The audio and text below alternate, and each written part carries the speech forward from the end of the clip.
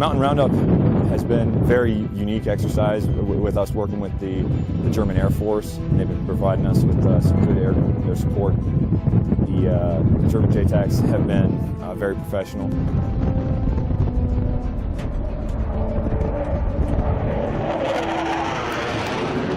We've been able to, with this range, operate with a lot of freedom, get a lot of unique training evolutions done. Initially, why we were here in the first place, the German Air Force right now is training new weapons instructors on the Tornado fighter bomber.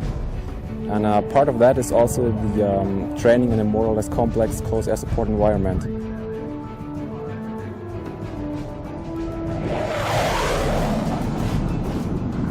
And in these close air support environments, we as the Joint Terminal Attack Controllers are the ones who provide the coordination and correlation with the ground troops. So basically we're supporting that training for the new weapons instructors. The training out here, training area is fantastic for decentralized operations. So imagine an infantry battalion with their own fire support section patrolling a battle space. Now there's a foreign nation adjacent to them. By attaching Anglico to that foreign nation, you bring the MAGTAP's fires to that nation.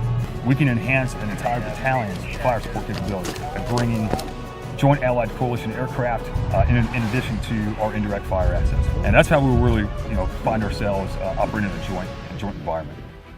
Here at Mountain Roundup, we're definitely getting the training we need. We're doing a variety of missions. For instance, today we just did a trap mission where we notionally rescued a downed pilot. We're also working on our infantry skills, and also, of course, we're working on our CAS platforms with fast air, and then we're also calling in notional artillery, so it's pretty much an all-around spread of exactly what we do.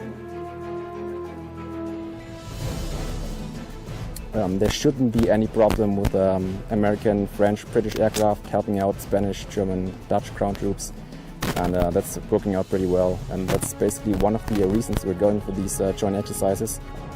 So we get used to speaking to other nations, other people, and not have that bring up issues in the first place when we go to Afghanistan or wherever else we deploy.